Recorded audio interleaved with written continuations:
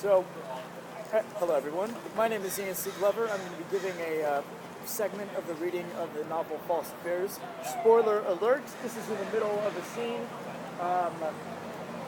between one of the climactic moments with the character Thomas Finnegan is speaking to the dead body of Sophie Fernandez at her eulogy. And I'm going to read to you guys the portion of the book that delivers this monologue to Sophie, which is an epic monologue, sort of loosely inspired by Marlon Brando's incredible performance, heart-throbbing performance in the film Last Tango in Paris. Rated NC-17. But anyways, here goes nothing.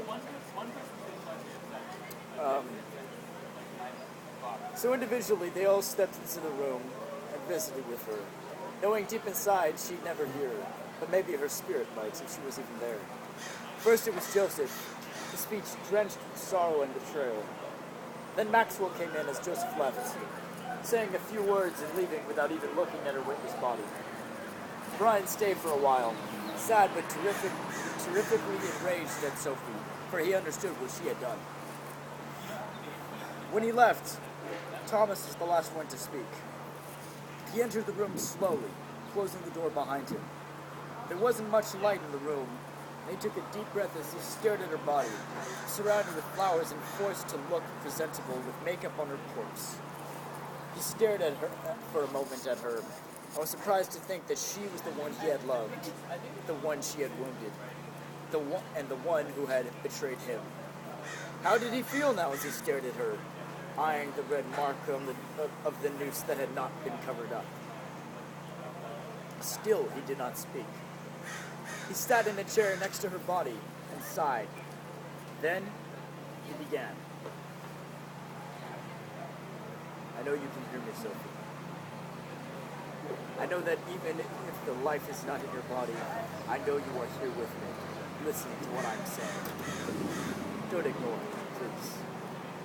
He paused, thinking how he really wanted to come off if she really hurt him. You know, you look ridiculous the way they prepared you. So artificial, so loving in looks when only I know what kind of a monster you really were. You had a genuine side to you that I fell in love with. But underneath it all, I should have known. You were the caricature of a demon, a whore from the depth of hell itself. For how could I imagine such an innocent person like you could simply destroy me and my family with one single action? I mean, I might be able to comprehend the meaning of my existence and the way the universe creates life, but I'll never be able to understand you. Never. In fact, who the hell were you? An identity cannot be what you are, because the Sophie Fernandez I knew was supposed to be kind and loving. You're supposed to be innocent. Then again, you never were you? I simply cannot understand your actions and your rational reason to destroy me. Did I deserve it? What the hell did I do to you except support you while you were killing me? Did you honestly expect me to believe that I am the villain? He shook his head, disbelieving, and the silence intimidated him. Are you happy now? Are you happy that you've gotten what you wanted? Are you happy that the ones around you who loved you suffer, like me? Huh? Answer me, damn it. If pain is what you've wanted to cause, then you've won. You want me to suffer?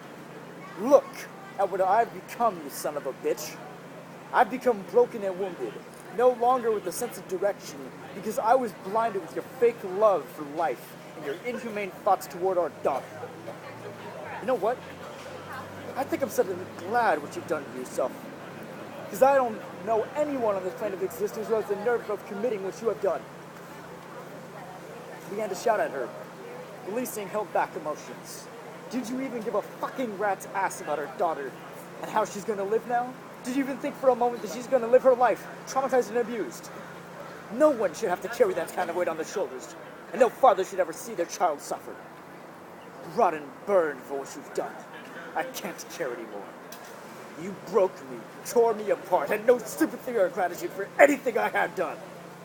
And I thought that love was true. So fuck you!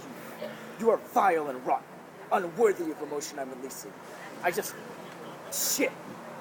Then he collapsed into tears, kneeling beside her. Just answer me, woman. Just give me a goddamn answer, that's all I want. Give me a reason to live. Tell me why you didn't. Answer, you cunt. Answer and I might forgive you. Answer and I might even think that there was something real. I just need you back. You abandoned me when I was trying not to be the same. I have sympathy. I have respect for people, but apparently you don't. You don't even realize what you've created, do you? He attempted to grip her lifeless hand. I loved you. But did I love an illusion or a real person? An idea? A concept? Or was this really a reality? I don't know you. I've never been able to figure it out. Now that you're gone. Thomas's voice became strained and ragged. Now I hate you. Why? Because you lied to me when I trusted you.